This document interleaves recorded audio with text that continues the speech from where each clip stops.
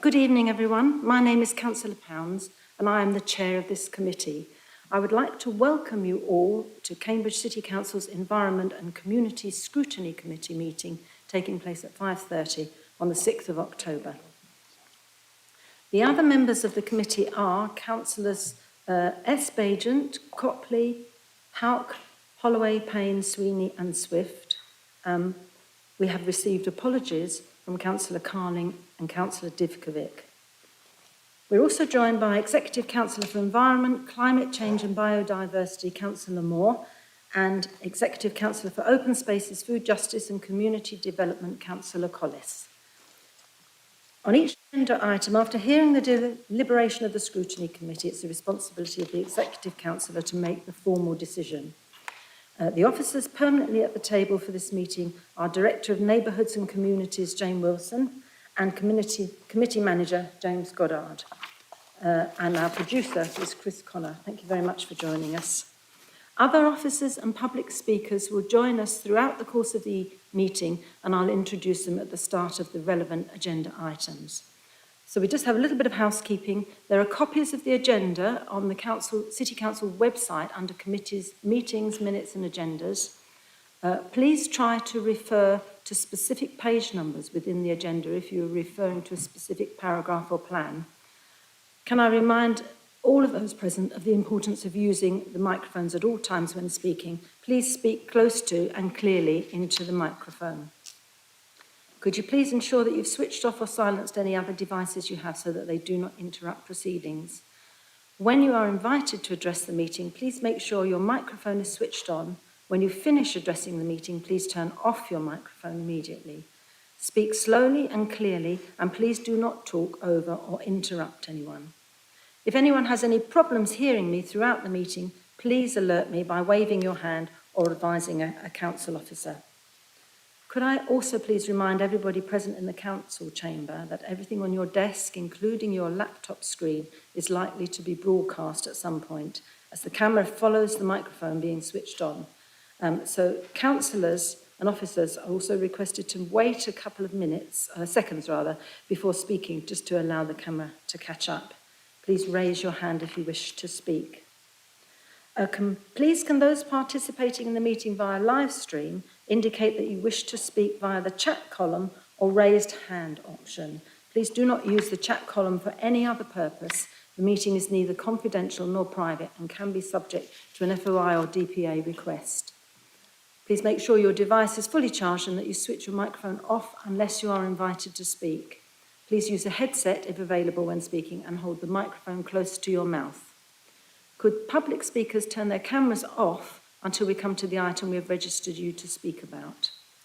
If a report officer drops out from the committee due to poor broadband signal, the senior officer present will take over their presentation report and respond to questions. So the process for each agenda item will be that the relevant officer will give a brief introduction to his or her report. The Scrutiny Committee will then discuss the item and may ask questions of the officer or the Executive Councillor for clarification. At the end of the deliberation, I will ask the committee to vote by a show of hands on the officer's recommendation. In the event of a tied vote, I will have a casting vote as chair. At this stage, the Executive Councillor will be asked to make her decision. If the view of the Executive Councillor differs from the view of the Scrutiny Committee, the decision will be deferred to the leader of the council, and only those present in the chamber can vote or propose or second recommendations. For the comfort of councillors, officers and the public, I may choose to call short breaks during the proceedings, and if you require a break, please, at any point, please indicate to me and I'll halt the proceedings at the next convenient opportunity. So we're moving on to agenda item 2. Could councillors please declare if they have any declaration of interest or identify which application your declaration relates to? Do we have any declarations of interest for this evening's proceedings? No, we have none. Thank you. So I'm moving on to agenda item 3. The minutes of the 26th of May and 30th of June 2022 meetings have been submitted to this meeting for approval. If there are any concerns, could members please raise them now? Otherwise, they will be approved as a correct record. Do we have any concerns? Are you all happy? Thank you. Then those minutes are now approved. So we're moving on to agenda item 4. We have public questions. Public speakers have 3 minutes to speak with an additional 2 minutes for follow-up questions. The follow-up questions must relate to the first question asked and be a response to the response that has been given to the first question. The committee manager will advise you 30 seconds before you reach 3 minutes. If a person is not able to attend to ask a question, an officer may read it out on their behalf, time permitting, in the public question section. A response will be set after the meeting if we are not able to address the question in the meeting. I suggest... yes, that's fine, yes, yeah. After addressing the committee, the public speakers are welcome to stay and listen to the rest of the meeting, but you do not have to do so. Public speakers are not entitled to address the committee at any other point in the meeting, and should a member of the public try and speak at a point when they are not permitted to do so, they will be asked to stop. If the member of the public continues to speak, they will be asked to leave the meeting. In the event that a meeting is disrupted to the extent that usual business cannot be conducted, the meeting will be adjourned for a short period of time to enable officers to discuss how to proceed. Please note that our public speaking scheme provides that the chair or executive councillor may refuse to permit a question or a statement if it or something similar has already been put or made to another meeting of the council, committee or other body. The chair may also discourage repetition and limit rights of address if more than one member of the public wishes to make a similar point. The chair has the final decision on the interpretation of the public speaking rules. So we move to question number 1. It's from Pesticide-Free Cambridge, and I believe that you're going to ask this question. Oh, you're going to ask this question. Thank you, James.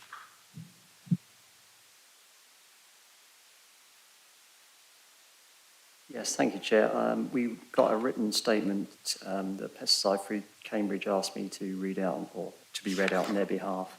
I'll keep an eye on myself at the same time, but it should be easy enough to read it within the 3-minute time limit. A question from Pesticide-Free Cambridge. Sorry they couldn't appear in person.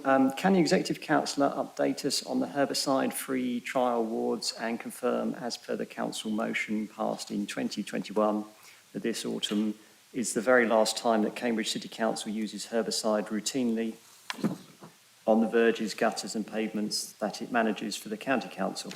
There's a follow-up question afterwards, Chair.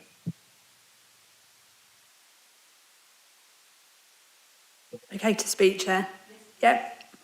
So thank you to Julia and Ben for their question. As part of the working group for this trial, they're going to be aware of some of what I'm going to say, but obviously more than happy to give an update for the meeting and also for public record. The trial's progressing well, along the lines set out in the plan agreed at committee in January this year. We've received very few complaints from the 2 trial wards, and where we have had complaints, we've worked through those with the residents involved. We did say before the trial started that this is a big change for people in the environment where they live. It's a positive move forward. I think it's one that all of us as councillors want the city to make, but it is a change, so there are inevitably going to be some issues raised with us. The trial also presents us with some operational challenges, as we knew it would. And I have to say that the take-up of the Happy Bee Street scheme hasn't been what we would have hoped it would be. We're going to make sure that we learn the lessons from that and use them to improve any future schemes. More broadly, we've reduced our frequency of spraying across the city from 3 to 2 throughout the year. We've also created an online reporting tool for people to be able to raise concerns. I know I've directed residents towards that when the need has occurred. We'll be reviewing all of this work at the end of the year so that we can properly understand the results, we can see where we are, and we can use that knowledge to move forward in 2023. Thank you, Chair. Thank you very much, Councillor Collis. There's a follow-up question which James will read for us. Follow-up question, President for Cambridge. Can the Exec Councillor update us on the methods that the operations teams have found successful in managing the 2 herbicide-free wards, Albury and Newnham? Thank you. Yes, so we're looking at the roads in the 2 trial wards to understand levels of weed growth. It's looking highly likely that we won't have all of the information on just how effective alternative methods have been for quite some time, when we're going to know a bit more about the longer term effects of not applying herbicides. That could be quite some time. But that said, in the short term, we're continuing to explore a range of alternative methods, trialling new products like hot water treatments. We're also learning from other councils that have taken this step. I know that officers are going to be attending a conference next week organised by the Amenity Forum, which is going to give them an opportunity to learn more about alternative products and how they might help us here in Cambridge. And I know that's going to be a huge help and step forward in working out what our next steps need to be. Thank you. Thank you very much, Councillor Collis. Now, our next question, do we have Jean Glasberg here? Oh, thank you.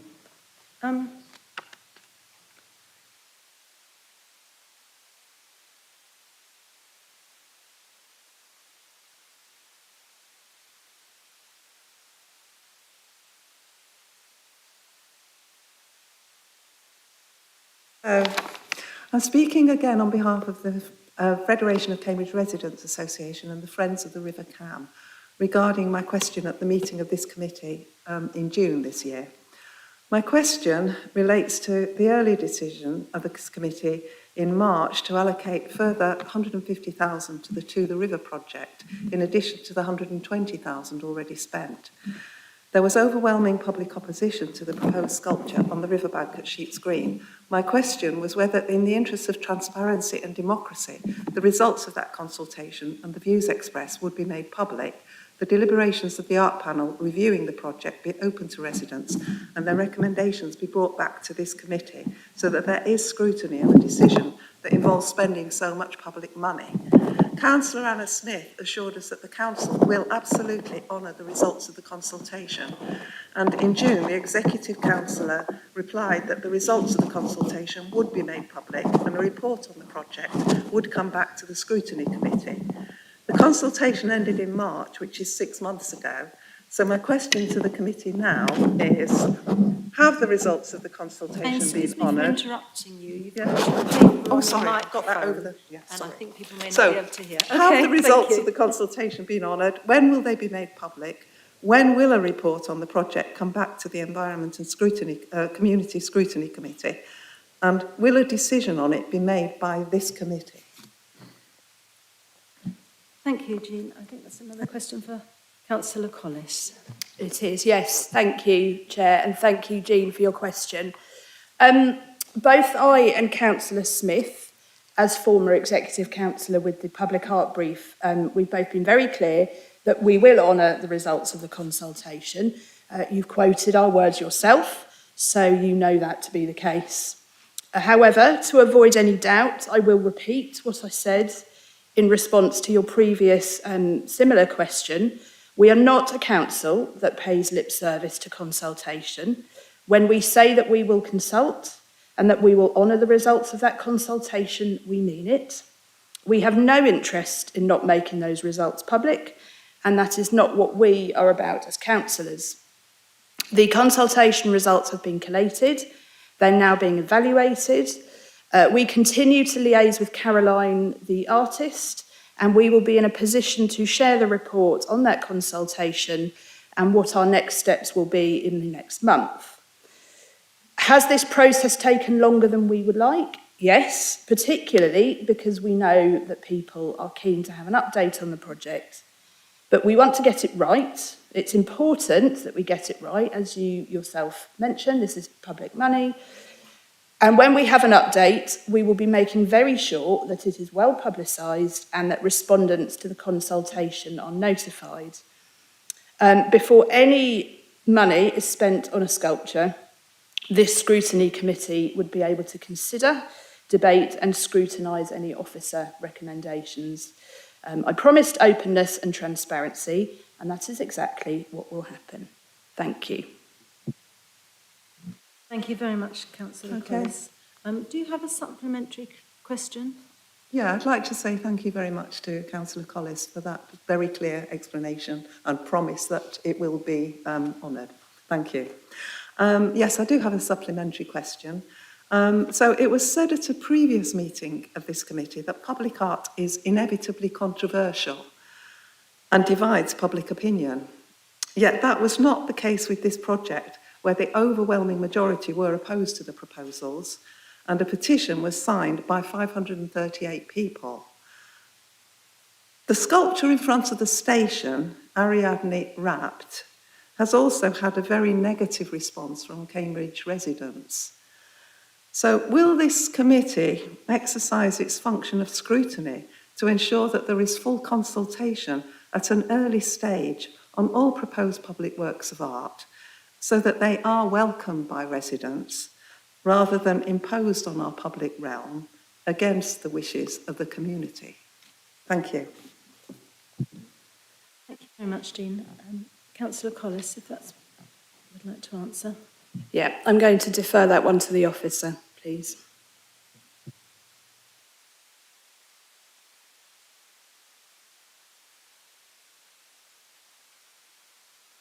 If he's there. Yes, are we talking about Mr. Wilson? We're talking about Mr. Wilson, yeah.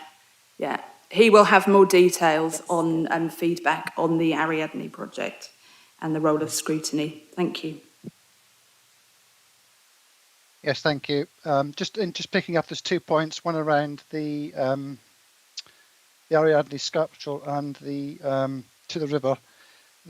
In terms of the consultation, still working through that, still working through the comments and received. Yes, there was a lot of responses to it, and there were several media responses around the negative elements of the project, but equally there are some supportive comments amongst the consultation. So it's a mixed range of views, which we need to unpick and consider before we move forward.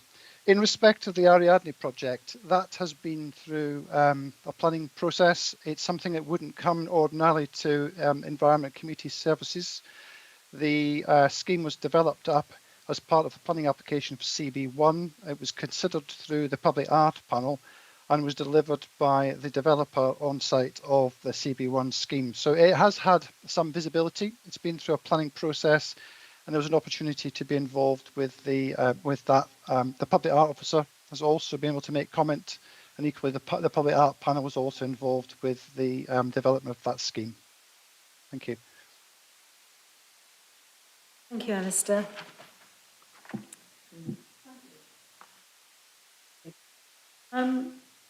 So our next question is from Wendy Blythe, and I believe is online. Is that right? Yes. Yeah. Hello, Wendy. Hi, everybody. Can you see me? Hear me or whatever, etc. Yep. Evening, everybody. I'm speaking on behalf of the Federation Cambridge Residents Association again, and it again relates to minutes of the previous meeting. So please, can we have an answer to the supplementary question that was asked at the last meeting concerning the Cambridge China Centre and Confucius Institutes, as the Cambridge China Centre is led by the London Confucius Centre. My supplementary question last time was that the Times had reported on the 10th of June that senior MPs were trying to ban controversial Chinese institutions from operating on university campuses amid concerns that they were strangling free speech in Britain. Reports stated that Confucius Institutes have the stated aim of promoting Chinese culture, but are accused of being propaganda arms of Beijing. And the Cambridge China Centre says on its website that it's working with our strategic partner at the Confucius Institute for Business London. So my question is, so what involvement, especially given the recent announcement of the potential sale of the Guildhall, what involvement does the Cambridge China Centre have in plans for Cambridge Market Square and the city centre and green spaces and the portrait for the city?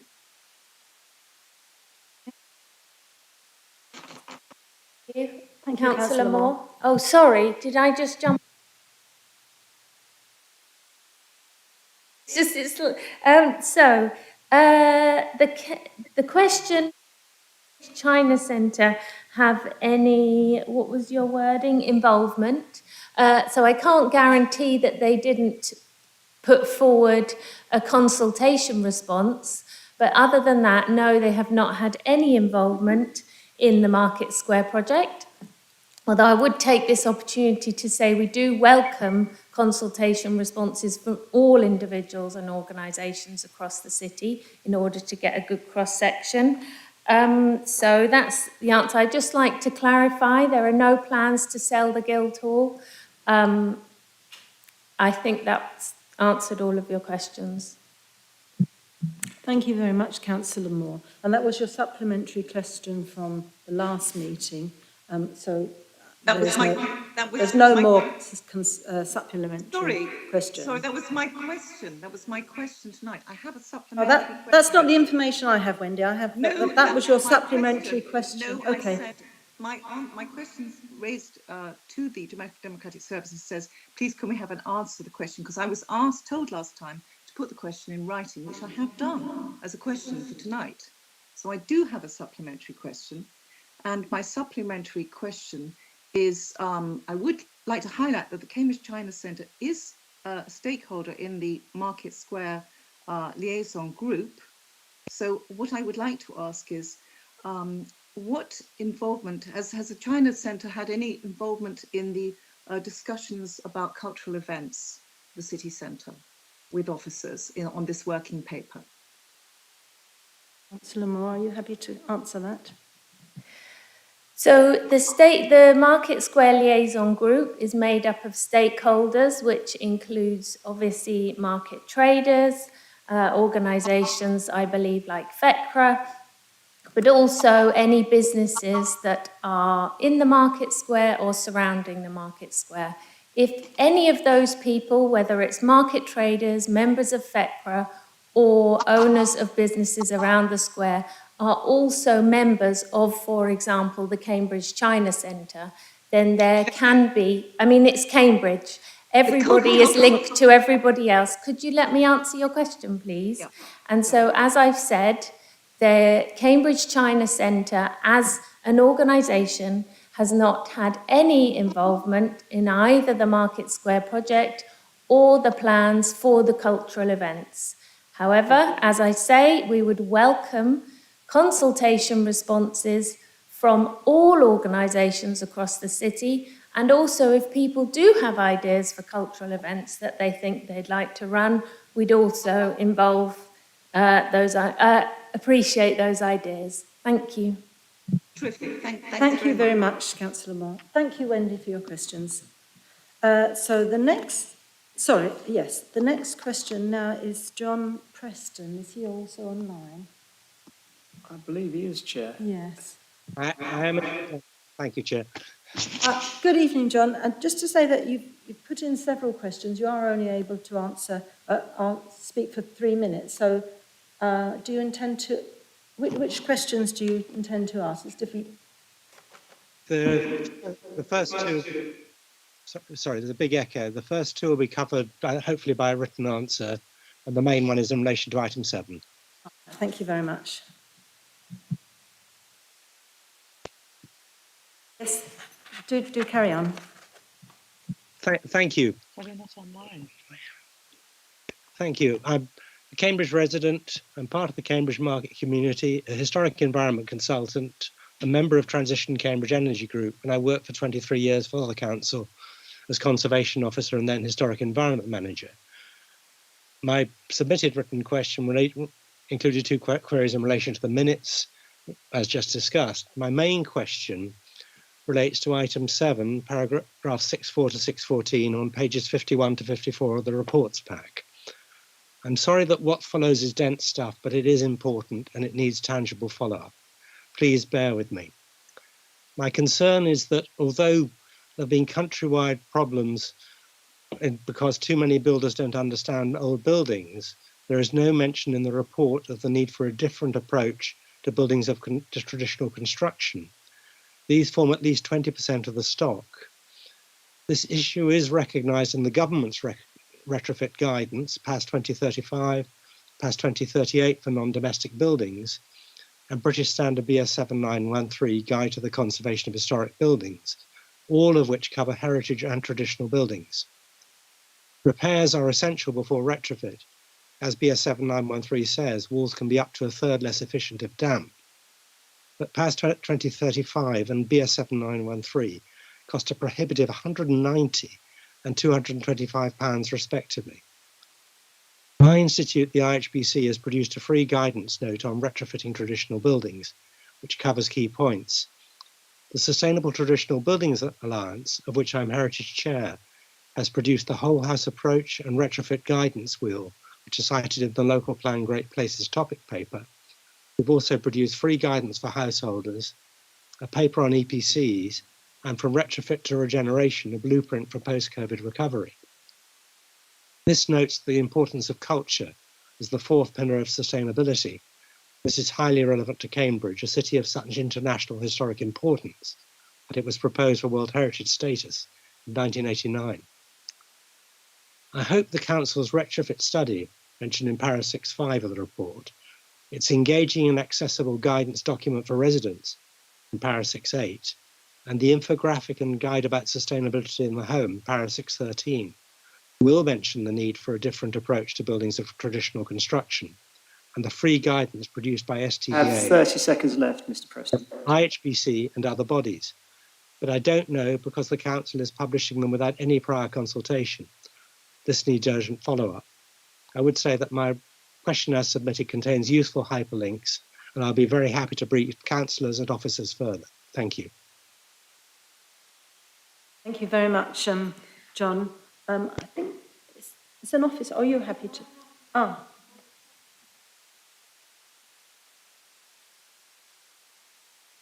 Yep. Thank you, Councillor Moore. So this report that we have in the committee today is a high-level report on all of our work to combat the climate crisis. Therefore, it doesn't go into any of the projects in huge depth. It's just an overview of everything that we're doing and have been doing. So in specific answer to your question, the guidance, the reason that this has come forward, the guidance that we're creating on how to retrofit homes was something that a number of residents identified that they needed and wanted when we did our consultation on the climate change strategy. We've procured expert consultants, bioregional, transition by design, and 3G construction consultants to carry out the retrofit study and produce a guidance document. We've received a draft of the retrofit guidance document from the consultants, and we're currently reviewing it, and we'll publish it on the website, the council's website, once it's finished so that residents can use it. We're not planning to carry out public consultation on the guidance, as it is intended to provide interested residents with useful information rather than setting out any policies, requirements, or standards. A lot of the feedback that we had from residents was that people do want to retrofit homes, but because it's relatively new, and as we know, it's not being done enough across the country, a lot of people don't know where to start. So we're providing a sort of how-to starter guide to give people the first steps to know where to begin. The guidance includes 7 common housing archetypes in the city and sets out the measures needed to retrofit these properties. 2 of the archetypes relate to pre-1914 properties, i.e. traditional homes.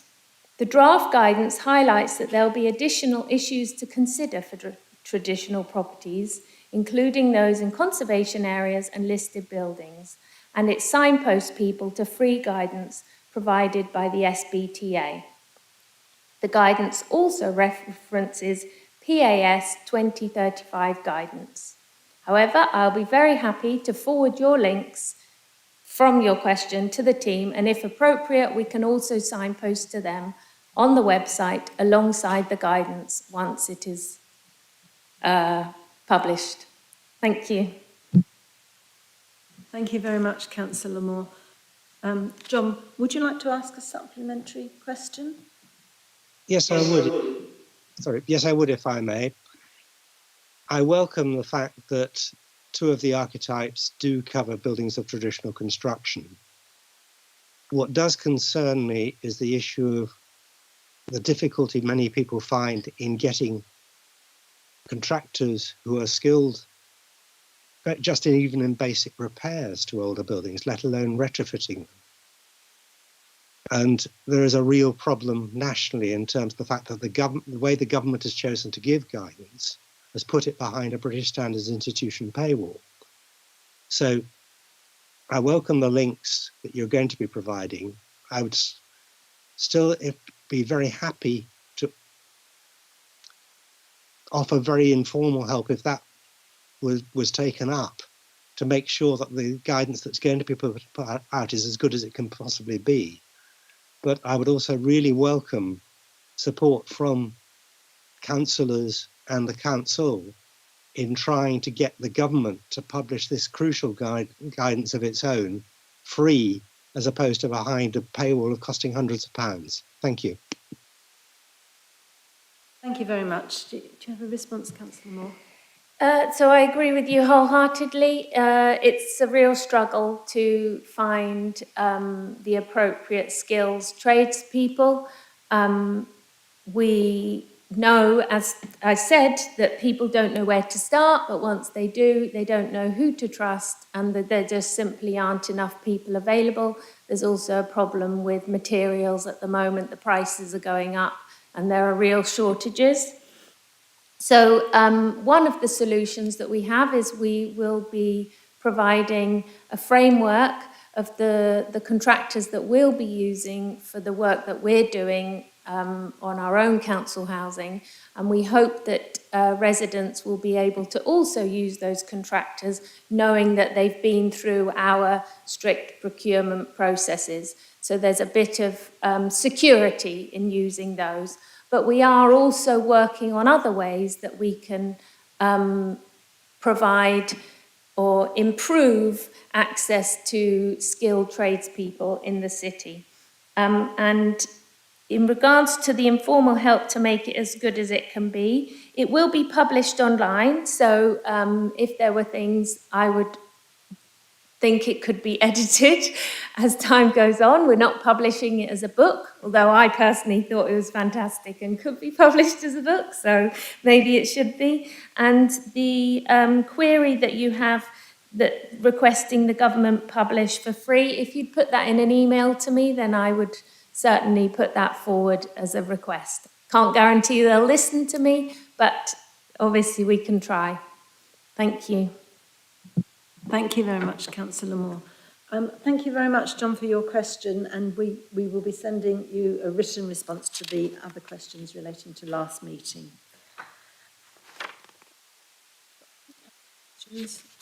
Now, so we move on to item 5, which is a petition regarding the maple tree in St Matthew's Street.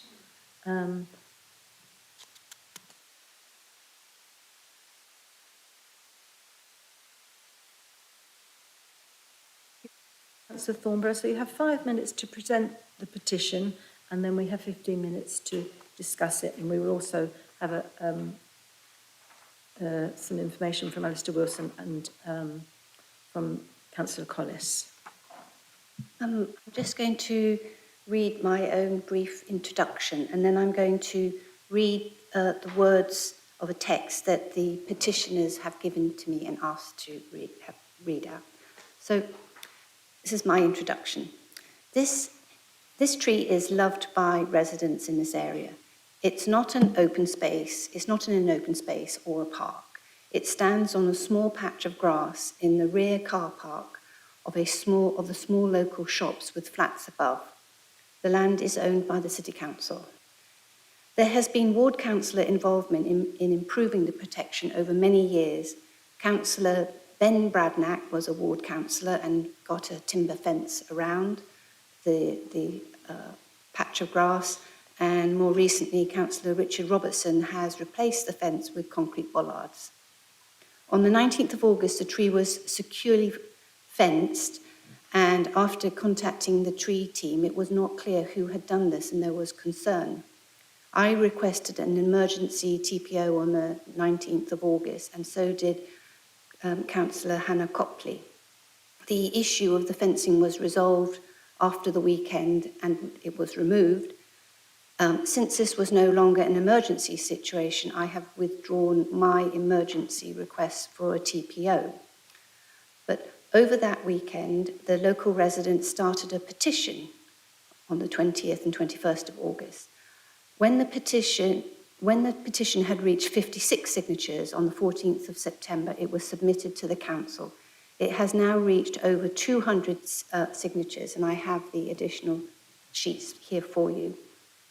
It is the local planning authority that can make a tree preservation order, not just if a tree is considered to be threatened, but from the government, the gov.uk website, if it appears to them to be expedient in the interest of amenity to make provision for the preservation of trees. It is for this reason that the petition states, "We, the undersigned, petition for a tree preservation order in favour of and for the permanent protection of the beautiful, healthy maple tree on St Matthew Street, Cambridge, for all circumstances." And this is what I've been asked to read. Petersfield has a single park versus 56 parks in the other 13 wards, and is particularly poorly provided for with regard to both tree canopy and public open space. Petersfield canopy cover at 2.5% is the lowest of all Cambridge City wards and only 1/7 of the average for Cambridge as a whole. Contrast this with the ambitions quoted in the City Council news release of the 3rd of December 2020. As a council, we acknowledge the importance of the open spaces in the city and the importance of trees across the landscape. That is why we recently committed to uphold the 10 principles of the Tree Charter and are working to increase the tree canopy cover over the city from 17 to 19% in the coming years. In 2015, Cambridge City Council's discussion paper, Why Trees Matter, highlights both the responsibilities and powers of the local authority. Management of the urban forest is essentially a local authority responsibility. Much of the tree stock is directly owned by the local authority. A significant proportion is managed by us, and we have the powers to regulate and protect much of what remains. Local authorities are required to, by law, to make use of planning conditions to protect or plant trees in appropriate applications. There are also statutory powers to protect trees using tree preservation orders. The City Council's adopted tree strategy policy states the Council will consider a response to climate change as a contributing factor in serving TPOs and will seek, where appropriate, to increase statutory protection in areas of low canopy cover. These responsibilities and powers are all the more significant in the context of the City Council's publicly declared climate emergency and biodiversity emergency, as well as its increasingly firm, well-rooted and interwoven tree-friendly commitments and adopted policy. For local government to be effective, the declarations and policies of the City Council must be credible and meaningful. Policy declarations need to be translated into decisions and actions. And I've read this, but all three Petersfield councillors support our residents in this request. They've also, if a TPO is not now agreed to be applied to this tree, the residents have put forward 6 possible ways forward to work with the City Council and increase the knowledge and enjoyment of the trees in the ward. Thank you. Thank you very much, Councillor Thornborough. And I think Alistair Wilson is going to give you a response from the council officers. Thank you, Chair. Thank you to those that protected the tree in its time of need. Also to those that took the time to sign the petition, and also for ward councillors for following up and pursuing actions as a consequence of what happened on that weekend. For those that aren't aware of what a TPO is, or a tree preservation order, it's an order made by the local planning authority to protect specific trees, groups of trees or woodlands in the interest of amenity. And having that order prohibits tree works. It prohibits cutting down, topping, lopping, uprooting, willful damage, willful destruction of the trees without the planning authority's written consent. So in August, as we've heard, we received an emergency request to serve a TPO on the maple located in St Matthew's Street garages. The reason given was that a local resident had been told or informed by a driver that barriers been erected were the precursor to the felling of the tree. The tree is council owned and it is managed by the tree team, and we were not aware of any proposals to fell the tree. The tree team did some research. We contacted our usual suspects, housing, highways, a range of different people in the council, and concluded that the delivery driver was actually from the county council and for works on Gwyder Street, and the land which the tree stands was a convenient stopping point for the storage. So the actual explanation as to what was happening to the tree was incorrect. The council's constitution delegates the duties and authorities set out in Part 8, Chapter 1 of the Town and Country Planning Act of 1990. And the tree team, which sits within Streets and Open Spaces under the Executive Council for Open Spaces, Food Justice and Community Development, is responsible for the issuing of TPOs. We've also got council policies that set out in the city's tree strategy, for which council, of course, is also responsible. So the Act itself provides the local authority the powers to make a provision for the preservation of trees if it appears that there's expedient in the interest of the amenity. The amenity value of the subject maple is not contested, but experience in this case was. The tree is on city land, it's managed by the tree team, and there's no plans to remove it. The removal of city managed trees is also carried out in accordance with policies set out in our strategy, and most part of those are GM2 and GM3. And so for the purpose of just further information, GM2, the council will not remove trees without good reason. When felling work is carried out, the reasons for the work will be documented and recorded. GM3 is that all planned works, tree works, will be published on the council's website and through site notices for the community to access and give at least 20 days notice prior to implementation. The council also seeks to get views on that and follows a similar process to those that we would do for a tree works application. In these circumstances, a TPO is not recommended for the maple. This is not because of the its amenity value, it's because of experience. In addition to that, by serving a TPO, it will increase our workload, requiring us to make formal submissions for the applications for the work to be considered. And it also sets a precedent or an expectation that all trees on council land should be protected in this way. We have got adequate provision in respect of our tree strategy, the policies within the tree strategy, namely GM2 and GM3, which I've set out earlier. That all said, we do value the residents' interest in protecting trees and enhancing tree cover, and particularly in Petersfield, where it is vitally important, and therefore we can facilitate a greater understanding, and we will commit to providing residents with all available relevant information to help improve knowledge and understanding of trees and nature in their area. We'll do that. We can have a walk around with tree officers and local residents to examine the existing trees. We can consider opportunities of new trees, and we can look at both public open spaces, local streets and local gardens. We can also host a hybrid Zoom meeting to share information about the tree team and the tree canopy project. We can talk here about a whole range of things affecting Petersfield around heat sink, around downpour, runoff, overheating, And we can do that once we've got some more lessons learned from the 2Cs Canopy project. We can also do that through a continued collaboration with the residents in Petersfield, aiming for better management and protection of our precious trees.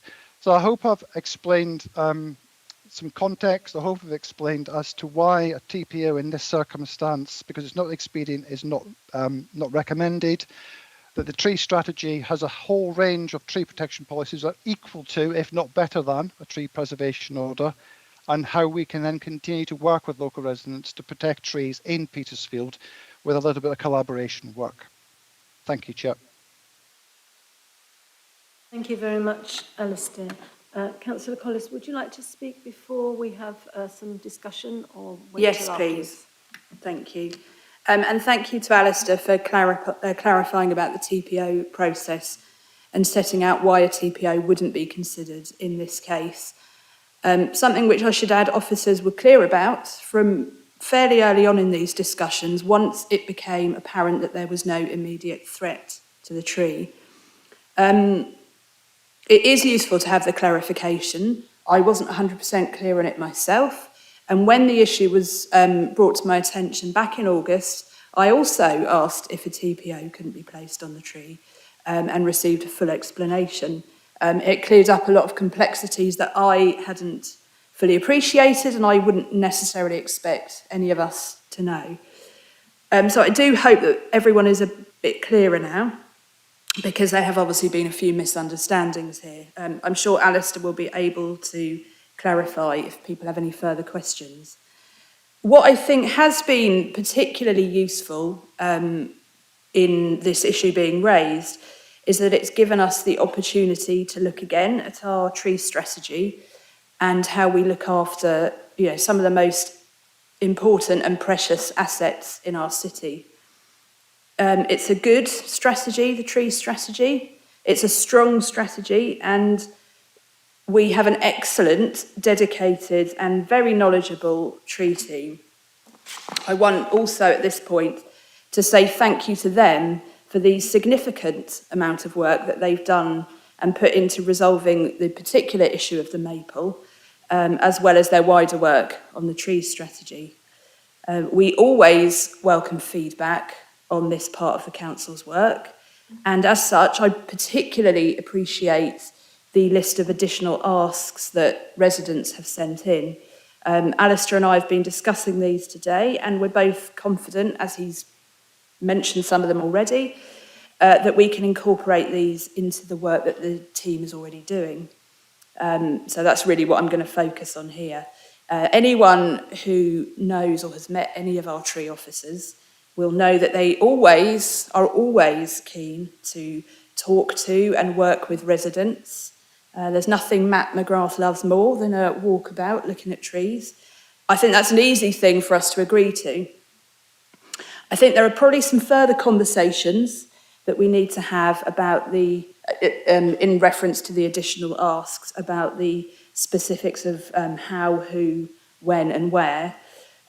Also what a public meeting might look like, what might be most useful for that, what further information would be most useful to residents, and most importantly, most helpful to our trees. Alistair and I are going to take that away, discuss with the team, and make sure that that work happens. Not in dispute here at all is that Petersfield does have lower tree canopy cover than much of the rest of the city. I've got some information from Matt McGrath on the tree canopy cover. It is actually, we suspect, not the lowest in the city, but it is low, and that's the point, I think, that is important here. We're committed, as we all know, as a council, to increasing canopy cover, including in Petersfield. I know that the team have been working through projects like the Trees for Streets scheme to address that. There's a long way to go, but that work is happening. I think, lastly, I would like to say thank you to the petitioners for the passion with which they have acted when they believed this tree was under threat to protect it. I think that is the good, positive thing to come out of this, and I think we need to work together to use that to our advantage. Lastly, actually, they did ask, I think the sixth of their additional asks was whether the petition would be kept on file, which of course, yes, it will. It's an important public document, so we're happy to do that. Thank you, Chair. Thank you very much, Councillor Collis. Now, is there any other discussion? Would anybody else like to ask questions?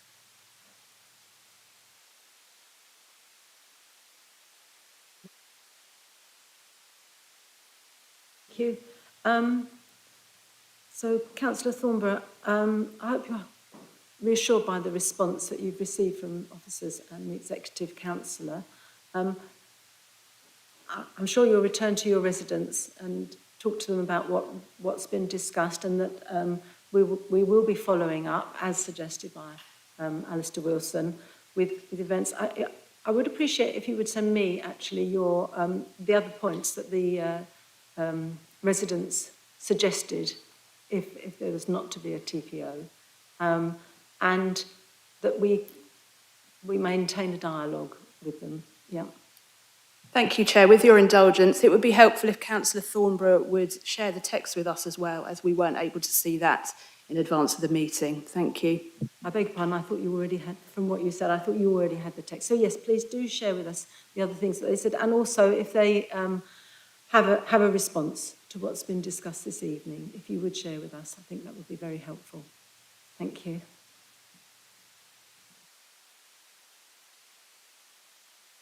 Would you like a short break?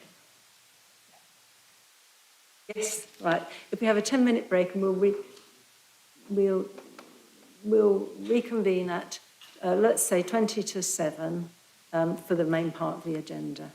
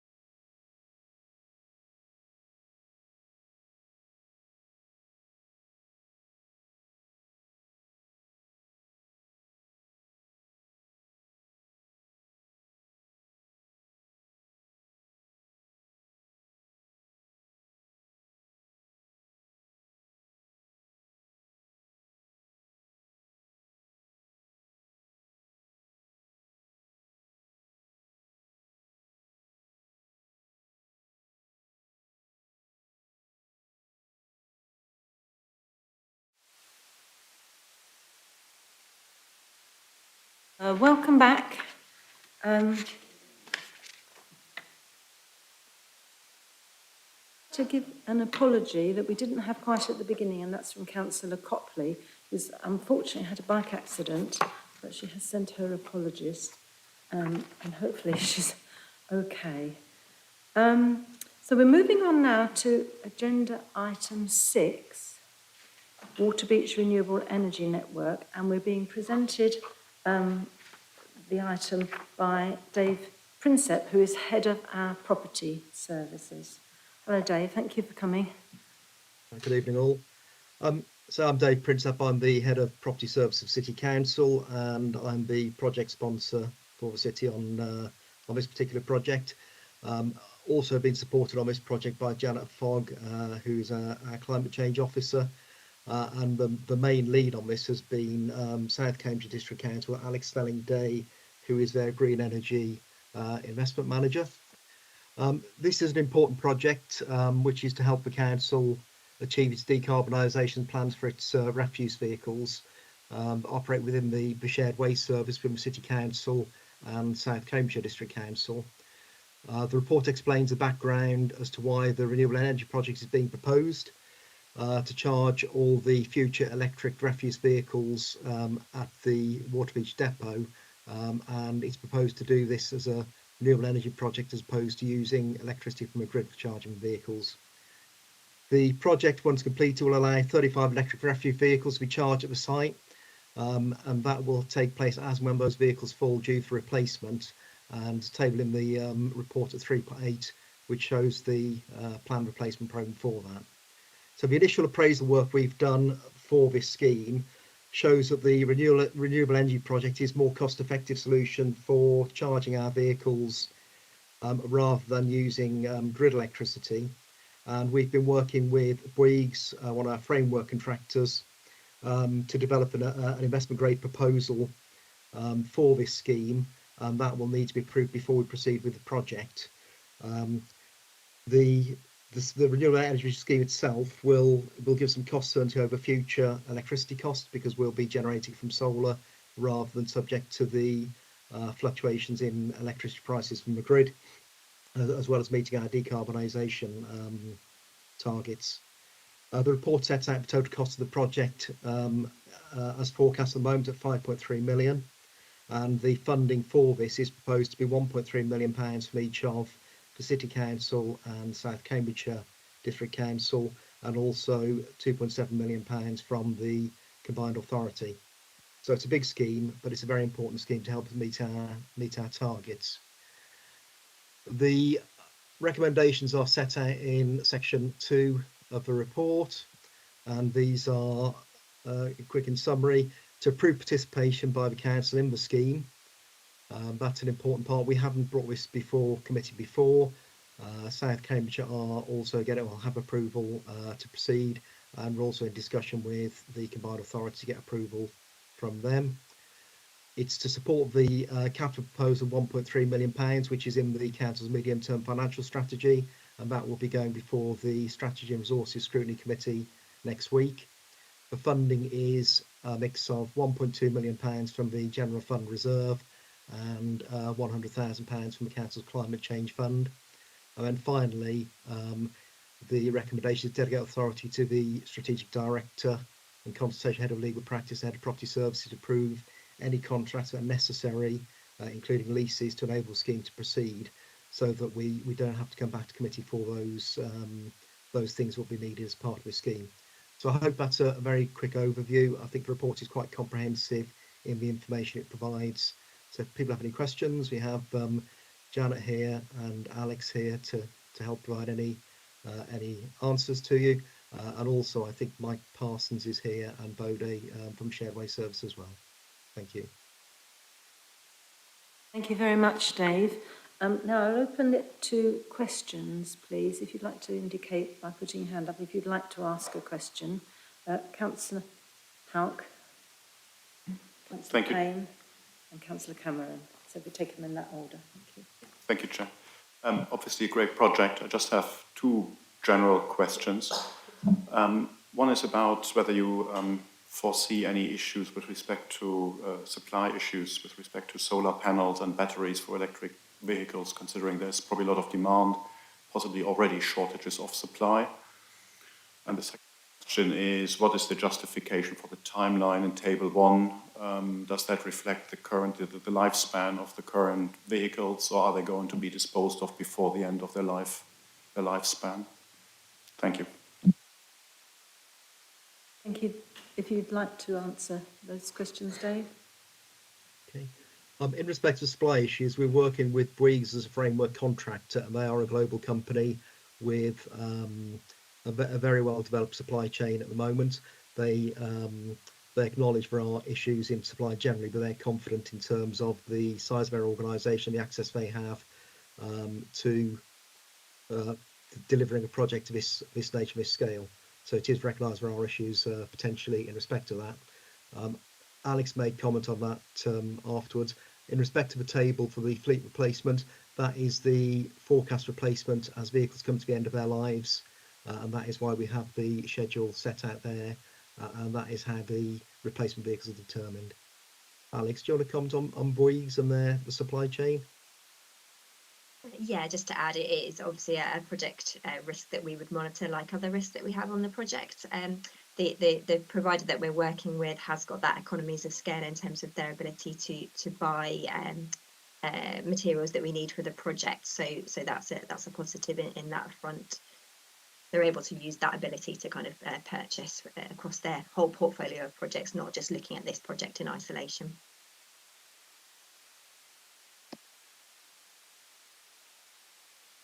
Thank you very much.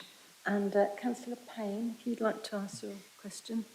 Thank you, Chair, and thank you for this report and for all the excellent work. As Councillor Hunt said, it's clearly such an important project, and it's great to see it coming forward really quite quickly.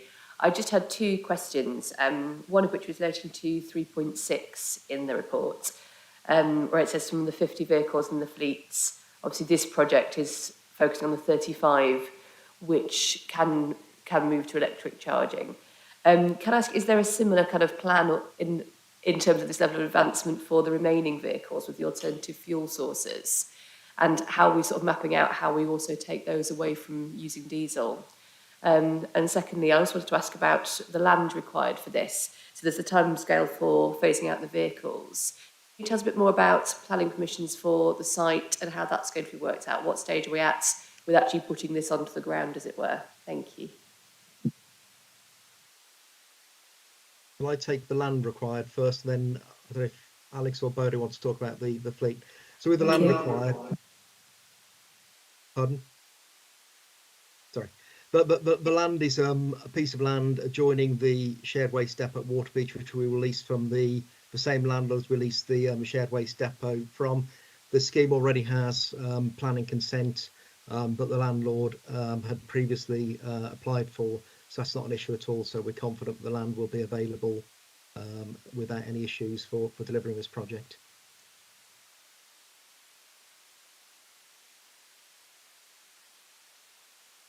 In terms of the remainder of the fleet, the number of 35 is only limited by the available land and therefore the available capacity of solar PV that we can deploy. So that's the limiting number in terms of 35 vehicles that can be charged from this project.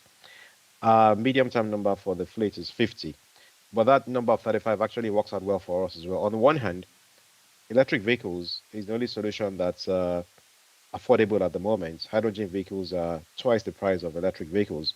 So we're focusing on electric vehicles for now. In the medium term, we expect that the price of hydrogen vehicles will continue to come down and may even be much more competitive than electric vehicles. But also they have the added benefit of a lot more range. So ultimately, we're looking at a mix of fuels for the vehicles in the medium term. So about 30, 35 will be ideal for electric. Then we may have maybe 5, 10 that could be powered by hydrogen, and we could use maybe another 5, 10 vehicles, alternate fuels like biofuel. So to answer our question, we, in the medium term, long term, hope to have a mix of different fuels, the bulk of which will be electricity, and hence 30, 35 vehicles seems about the right number now. and we can be reasonably flexible in terms of what fuel we use for the rest of the fleet. So that's the approach that we're taking for now. Thank you very much. And Councillor Holloway? I think so, yes, thank you. I'd just like to compliment you on what seems to me a really excellent project, very well designed. So now we have to vote on the recommendations. I'm quite happy to take them all in one vote, but would anybody prefer if we voted separately? Has any issues with any of them? You're happy that we vote once? Good. So can I ask, please, all those in favour of the recommendations? Unanimous. Oh, are you supposed to? So now I'll ask the Executive Councillor, please, Councillor Moore, if you will approve the recommendations. Thank you. I do approve the recommendations, and I'd just like to thank the team for their answers today, and also for all of the work that's gone into this, including others who haven't been on screen, who worked really hard also to not just get this project up and running from our side, but also all the work that was involved in getting the grant funding from the combined authority, because we wouldn't be able to do it, or well, it would be very expensive to do it without them. And just to highlight that although this project is moving at pace, the team aren't just relying on this, and we've started a trial of using HVO fuels to reduce the carbon emissions of the diesel vehicles that we are using today. So the team are working really hard, and I appreciate all their work on it. Thank you. Thank you very much, Councillor Moore. That's quite exciting news, actually, isn't it? We'd be interested to hear the progress on that. Good. We're now moving on to agenda item 7, Climate Change Strategy and Carbon Management Plan Annual Report. Thank you for quite a lengthy report.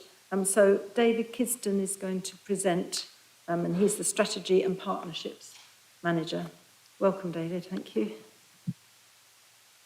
Thank you, Chair. I'm David Kidston. I'm Strategy and Partnerships Manager. The report that I'm presenting provides an update on progress on actions in our climate change strategy that have been delivered during the year 2021-22. We've included a particular focus on 3 areas, so on electric vehicle charging, on recycling and food waste collections, and also on housing retrofit measures, as these were the areas that members asked for more information on at the full council meeting in February. I should say that the strategy includes a range of actions being delivered by a number of different council services. I will do my best to answer any questions that councillors have on the report, but if necessary, I may need to follow up with detail from the services who are responsible for the key actions. So I'm happy to take any questions on the report. Thank you, Chair. Thank you. Would anyone like to ask a question? Councillor Holloway. Yeah, I'm really impressed by the range of projects going on. It's great to see that laid out all in one report. I was just wondering whether any of these projects will be under threat from the budgetary pressures faced by the council, because obviously we will have tighter budgets in coming years, and I just wondered how that, as we obviously are still trying to meet our net zero targets. Thank you.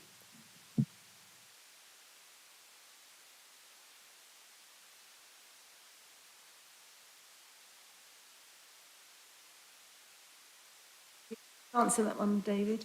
I am, unless Councillor Moore would like to answer. Well, thank you. No, I just thought maybe that was more since we agree the budget, it was more of a councillor's question. But Yeah, shall I?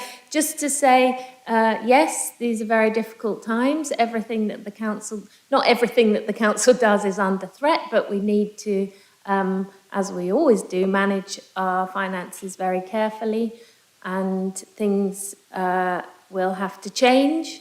But some of the measures that we'll be taking to reduce our carbon emissions also have the opportunity, for example, the previous project, although we've got to spend a lot in outlay, in the long run, there'll be big savings to be made from our vehicles running from solar energy.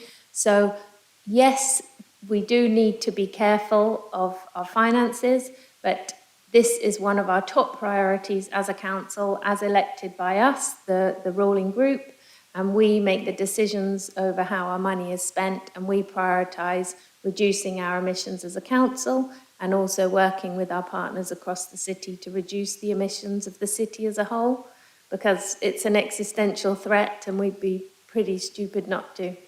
So, thanks. Thank you very much, Councillor Ward. Do we have any more questions? Councillor Howick and then Councillor Payne. Thank you very much. I would also like to thank the officers for this great comprehensive report. Lots of exciting things happening, but at the same time, it's clear that the City Council only accounts for 1% of Cambridge's carbon emissions.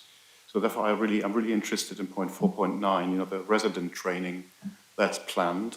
So I think that sounds really exciting, and I was just wondering how much funding is available for that. Is it a one-off initiative? Is it going to be upscaled in the future? I was just wondering if you could provide some more detail on that. Thank you. Yes, I'm happy to provide more information. So we currently have a budget of up to £20,000 for residents training. We carried out a public procurement exercise, and Cambridge Carbon Footprint were the selected provider, and they will be providing a series of training sessions for residents, which will aim to reach around 100 residents, but also a much wider programme of engagement at events where they'll be reaching out to residents, providing information and an accompanying communications campaign. Thank you, David. And Councillor Payne, you have a question? Very much, Chair. I've got sort of two connected questions which relate to the table at point 3.8, which shows the gas emissions obviously dropping rapidly, which is fantastic, but it does say at 3.9 that a great deal of that has been due to the reduced use of coal within the national grid.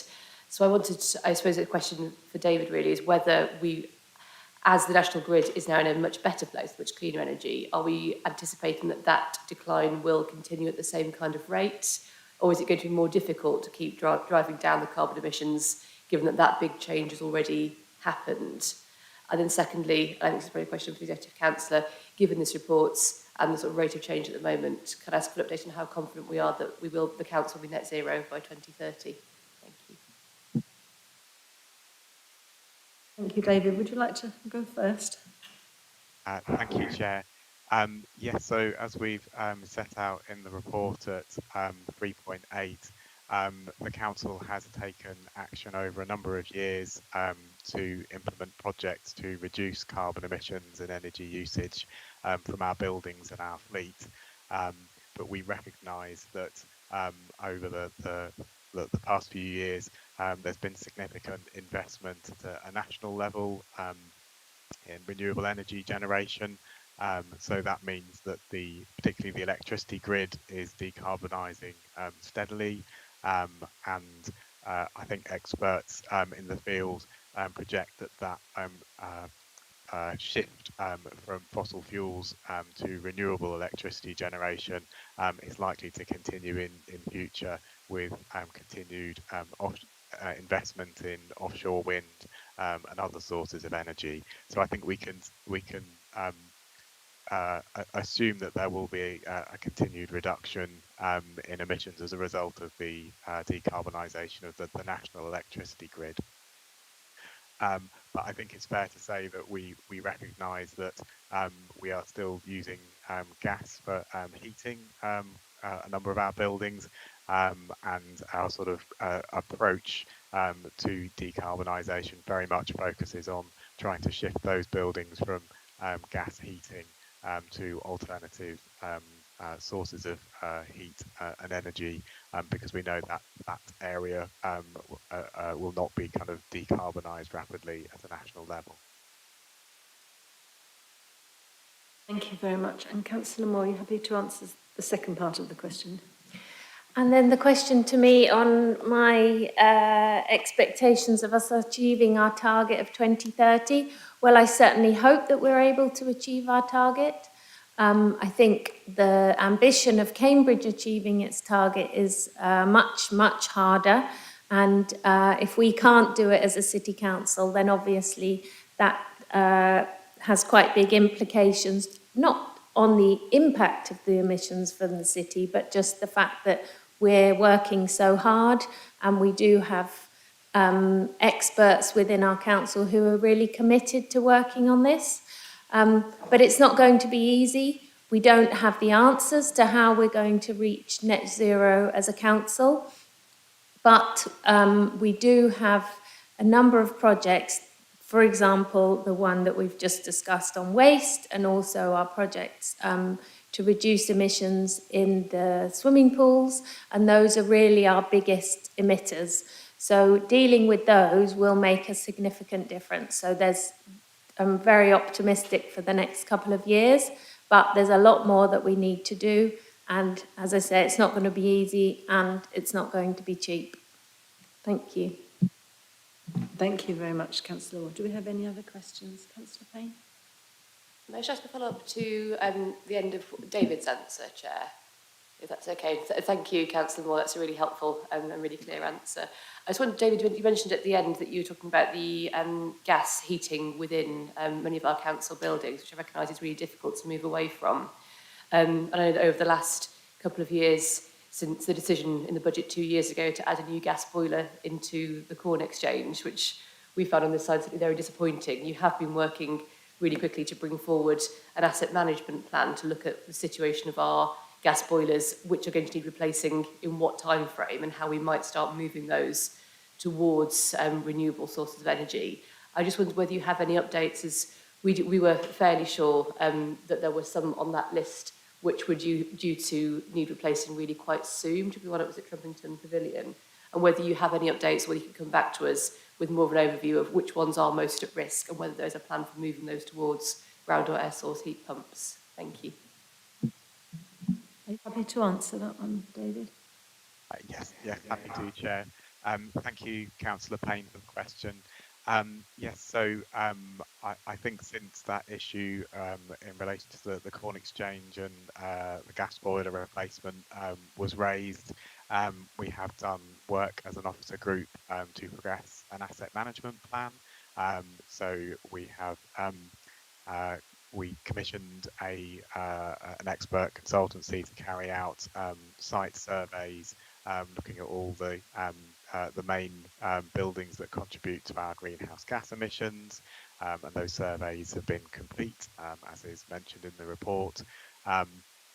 And we will be working towards producing a full revised asset management plan by March next year, and then following that, much more detailed kind of projects looking at reducing energy use and carbon emissions from city council buildings.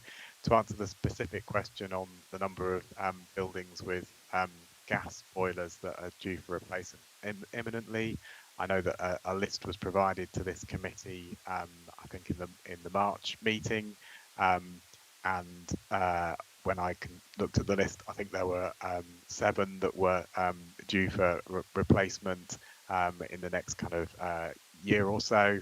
I have followed up with estates and facilities who are leading on that work, but haven't had a response yet. So perhaps if I can provide a written answer to councillors after the committee meeting.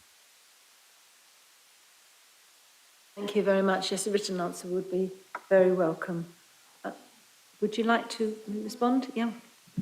Just also to highlight that we have received funding to carry out a feasibility study with the Cambridge University to look at the possibility of having ground source heat pumps and a district heat network in the city centre, and that would really be a positive solution to the issue of heating at the Corn Exchange and also in the Guildhall. Thank you. Thank you. It is a technology, isn't it, that is developing very fast, and hopefully there'll be some good solutions soon. So, did anybody else want to ask a question? Yeah, okay, good. So we'll move to the recommendations. There are three. One, to note the progress achieved in 2021-22 in implementing the actions on the climate change strategy and carbon management plan. The second, to approve the updated climate change strategy action plan presented in Appendix A. And thirdly, to approve the updated environmental policy statement presented in Appendix C. Are we happy to take these all three in one vote? Yes, thank you. So can I ask all in favour, please? That's unanimous, Chair. Thank you. Can I ask the Executive Councillor for their response?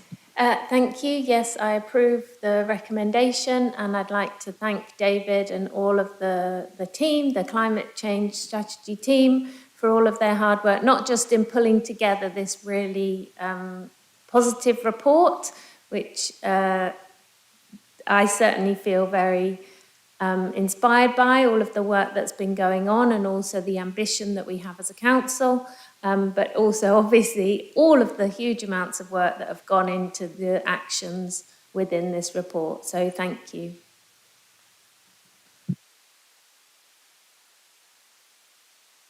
Yes, thank you very much for all that work. We're now moving on to agenda item 8, which is the response to the question on recycling rates and residual waste, which came to the last meeting, and we have no public speakers, and the presenting officer is Bode of Greater Cambridge Shared Waste Services. Thank you, Bode. Thank you, Chair. Thank you very much, Chair. We prepared a detailed response which we hope addresses the question, and I'll pass on to my colleague Alex to just give the summary of the answers. Thank you.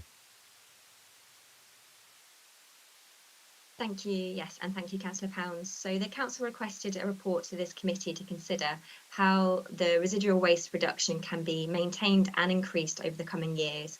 And this report gives further analysis of the residual waste and recycling rates in the past years, as well as detailing the actions that are to be taken to reduce overall waste generation and increase recycling rates.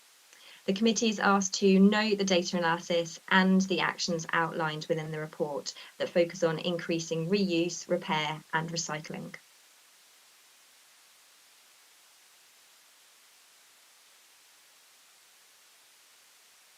Thank you very much, Alex. Do we have any questions, please? Mark? Yeah, thank you very much for providing this report, especially since we asked for it a while back. I just have a general question, or actually more specific question related to my previous question on the carbon report. So page 107 and 8 mentions behavioral change campaigns, which I think are very important. I mean, to overall reduce waste and, if possible, make as much recyclable as possible. And as we know, I mean, even if certain types of waste are recyclable, they are rarely recycled more than once. So even recycling is not always the answer in the long term. So what kind of behavioral change campaigns do you have in mind? So what is planned, and could this be combined with the training, for example, on retrofitting and insulating homes, sort of make this a more environmentally oriented training campaign? I think there's an opportunity there, to combine these efforts. So is this something that's part of the plan already? Thank you. Thank you, Councillor Hauk. Alex, is that one you would like to answer? Yes, I can take that one. Thank you. Thank you, Councillor. Yes, so with regard to the second part of the question around city's kind of training campaign for residents and residents across the area, yes, we can definitely look at the opportunity to kind of cross promote and make sure that a lot of our campaigns are part of that training. So that's something that officers can take up with colleagues within City Council. In terms of just a bit of an overview on the behavioural change campaigns that we're actually kind of currently undertaking and part of a future programme as well. So they look to really focus on that waste hierarchy, as you mentioned at the beginning of that point, around a kind of avoidance of generating waste in the first place. So a couple of the campaigns that we've got going on are around the promotion of reusable materials such as nappies, wipes and other products as well. We're also looking at how we promote such things as repair cafes, where people can actually have things repaired rather than kind of go to that disposal route, and also looking at how we promote activities such as Library of Things, around opportunities for people to, instead of have that ownership of lots of kind of goods and materials that end up getting into the waste stream, but actually look at how you have shared ownership of those things as well. So in terms of that, that's kind of where we're focused, and those campaigns look to cover a range of activities around kind of communication, promotion, and also kind of closer relationships with people using those materials and having that feedback around how easy it is to do those things, which in turn helps us to kind of tailor those behavioural change messages as a response to kind of what people are saying are those barriers and issues that may mean take up sometimes is slower. So it's that constant kind of improvement process around our behavioural change campaigns. Thank you. Thank you very much. Do you have any more questions? Councillor Holloway. Thank you, Chair. Thank you for that, Alex. It's really good to see all the measures to reduce the total waste. And yeah, I had noted the Cambridge Library of Things. I think that's really exciting. I was just wondering if that is successful when it comes in, we could do something similar in some of the community centres, for example, whether the council could look at doing its own effective Library of Things, if that wouldn't be too expensive. Thank you. Yes, sorry. Yes, it's definitely something that we can kind of look at. I think obviously the format of how you do that kind of opportunity would need to be tweaked to kind of different parts of the city area. So it would obviously need to respond to those communities and make sure that it's fit for different areas across the city. So yeah, definitely something we can take away. Thank you. Thank you very much. Any more questions? Thank you. Then we'll proceed to the vote, which is on page 106. The recommendations are to note the analysis of the recycling and waste data recorded during the pandemic period and the actions being taken to conduct targeted behavioural change campaigns and increase opportunities for reuse, repair and recycling. So can I ask please all those in favour? That's unanimous, Chair. Thank you very much. And can I ask the Executive Councillor for their response? Thank you. Yes, I approve. And just to say that in the government's waste and resources strategy, they've got a bit on behavioural change, but unfortunately they've delayed that section of it, which I think is a bit short-sighted, because I would have said that needs to be the bit that comes in first. And I suppose with the change in government that we've got, we don't know whether that'll be delayed further. But obviously, the more we understand about people's behaviour, the more that we can hope to change it for the better. And the Greater Cambridge Shared Waste Service have been working to understand who throws what in their bins, and in things like we've had the, what's it called, where you see what's in the bin. You can say the waste analysis. Yes. So we've done waste analysis, so understanding, for example, how much food waste goes in the black bin, and then the campaigns are being much more targeted from now, rather than just citywide, targeted areas where they're not recycling, and also targeting at different groups to make sure that the messaging is much more effective. So thank you to Bodie and Alex for the report and all their work on it, and all of the waste crews for keeping going through rain and snow and hot summer we've had. So thank you. Thank you very much, Councillor Moore. And I'd like to, yes, reiterate that. I think they did a brilliant job during both the pandemic and also the very hot summer that we had. And thank you for your report. On now to our final item, which is item 9, and this is the report on progress of environmental services, a new approach on investigating noise complaints. So Claire Adelisi is the team manager of residential environmental services. Welcome, Claire, and she's going to present the report. Good evening, everyone. Thank you, Chair. I'm Claire Adelisi. I manage the residential team within environmental health in environmental services. I'm here tonight to present my report on the progress of our new approach to investigation of noise complaints. Back in January of this year at this committee, my colleague Yvonne brought a report which was approved by the Exec Councillor for a move to a proactive approach to and pre-planned approach to dealing with noise complaint investigations, which was approved, and we moved towards that. And we were asked as part of that approval process to bring a further report regarding our progress with regards to that for the committee to note. So there's no decision to be made in regards to this tonight. It is a report for note. And with regards to my report, I would welcome any questions that anyone has. Thank you very much, Claire. Do we have questions? Councillor Houck and then Councillor Payne. I mean, thanks a lot. I think that sounds like a great way to be more efficient and spend money more wisely. I'm still a bit confused on how sort of the performance has been measured or evaluated, or pretty sure it's all positive, but in 3.12 it says there have not been any formal complaints, so I'm just not really clear about what's a formal complaint. Have there been any informal complaints?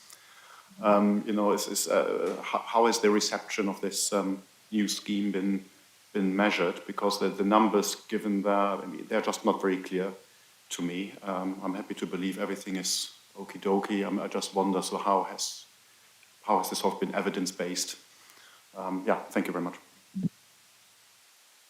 I'm happy to answer that question, Chair. Yes, obviously I have outlined in the report that we haven't had any formal complaints received to the Council about the new process in respect of noise complaint investigation. That would be if someone wanted to object in respect to how, you know, the change that has been made from a reactive approach to a proactive approach, and with regards to our withdrawal of the reactive out of hours noise service that we previously had in place. We, in respect to Councillor Hawke's question as well, we haven't. Not only have we not had any sort of more formally logged complaints through the Council's complaint investigation procedure, but we've also not received any sort of informal disgruntlements with regards to things. The thing that we have been doing actively is providing support to complainants with regards to their complaints about noise disturbance on a case-by-case basis, and supporting them through the new process, particularly in respect of when we give them access to the Noise app, and we've been guiding them into how to use that in relation to the technology that they're downloading that onto themselves, and how to make those recordings and how to submit them securely so that we get access to them and we can further act on those. Another thing that I've tried to outline in the report is some of the outcomes that have come through within the year's worth of data, and that's outlined within section 3.10 of the report. So I've tried to sort of give a steer on the methods that we've employed to investigate people's complaints using the new technologies and the outcomes that have come from those. And the one final thing to make everyone aware of is that we have just launched online link that we can provide to customers at the close of their complaint investigation, as in a link to a customer satisfaction survey that we've developed. Obviously, we haven't had that online yet because we've been developing that to make it accessible and in line with new technologies, and that has gone live as of the 1st of October. Thank you very much, Claire. And Councillor Payne, you have a question? Thank you, Chair, and thank you very much, Claire, for this report, especially again, I think it's one that we asked for, so it's very much, we appreciate your work on this. I just wanted to ask a bit about the comparison of figures. So we can see obviously in the table on 114, the number of out-of-hours reports has dropped drastically, and understand that part of that is because you can now report several times into one complaint on the app. So I see that's much more efficient. I wondered if I could ask about how the number of proactive or reactive, whichever one it is, the number of visits we now make compares to what it was before before moving to this structure. It kind of gives the updated figures of proactive visits since introducing the noise app, but there's no comparison of what was the case before. I was wondering if you can give us, if you can shed any light on that at all. Yes, obviously beforehand we were working, as I've said at the start of my presentation, on a reactive approach in terms of out-of-hours visits, but obviously we've moved to a proactive approach in respect of that, where we need to on a case-by-case basis. Obviously the use of the noise app technology means that we can interject in terms of a persistent noise disturbance issue, not the one-off issues that we are limited as to the action that we can take in respect of. It's the people who are being affected persistently by noise that we can get to the crux of that complaint investigation very quickly using the new technology of the noise app that we have employed. And we can then from there, we can pinpoint and plan proactively any visits that are needed on a case-by-case basis at the time when they are needed, when we can hopefully be present at a complainant's property or premises to witness the disturbance that they're being affected by there and then, and to take swift action in respect of that in terms of our follow-up. So as much as the number of visits has gone down, that is not a negative thing, because obviously, as I've said, it depends on a case-by-case basis as to how is best to investigate that each particular complaint, and how to swiftly manage customer expectations about what we can and can't deal with, and the ones that we can deal with to take swift action in respect of those. I hope that answers your question. Thank you very much. And you have another question? Yes? It partly does, thank you, Claire. So you said the number of visits has gone down. Can you give us an indication of by what sort of percentage? Is that halved or just down by a tiny bit? How much change has that meant in terms of your time? Obviously, it has gone down by quite a large number because our service was based on a reactive approach previously. So if there were officers on call out arrangement to respond to calls that came in with respect to various cases, and some of those may have been one-off situations, which in fact, if we were called to those, we weren't necessarily always able to visit them because of health and safety constraints and the need for police backup, etc. And the fact that in terms of certain one-off situations, they're not true statutory nuisance cases that we should be concentrating our resource on tackling and seeking a successful outcome in respect of.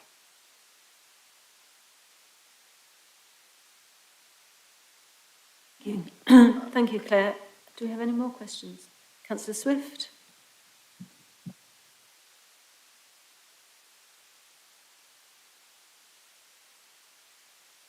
Hello, I'd just like to ask about, on behalf of one of my neighbours, and basically there's a radio telecom mast at the end of my road, a service box, and for many years there's been a low-level humming neighbours mad, and there's nothing on the box to say who owns whose property it is. And the people living next to it are physicists, and they know that it needs a new fan, more efficient fan adding. Is that the sort of thing that we should send to you? And it's a low-level noise. Will you be able to do anything about that in trying to contact the telecom company that's to blame?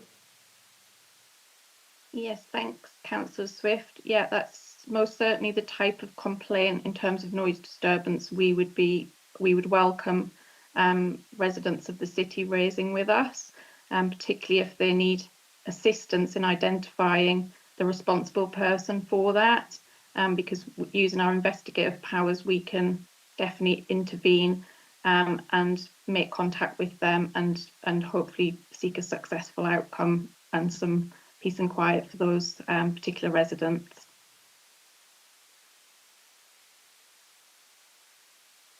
Thanks, Claire. Do we have any more questions? Well, thank you very much for that detailed report, Claire. Very, very welcome news that it's going so well. So I'm going to ask for a vote on we're happy with the report and that we're happy to take that recommendation forward to the Executive Councillor. So can I ask, please, all those in favour? That's all, Chair. So that's unanimous, thank you.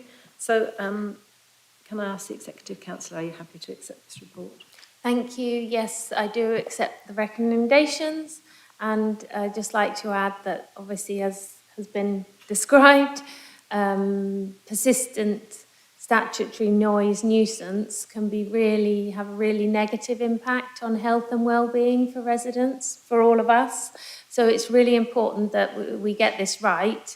And this decision came out of circumstances, but actually the solution is really positive. And by using the Noise app, it gives the victims of this noise nuisance agency to be able to record for themselves, and also enables the team to work more effectively. So thank you for all of your work on this, and I'm really glad that it's found a positive solution. Thank you. Concludes tonight's proceedings. Thank you all for attending. Thank you, officers, for very, very clear and enlightening reports. Made it very easy for us to understand and consider what's going on. And thank you for your support. I wish you all good night. Have a good evening.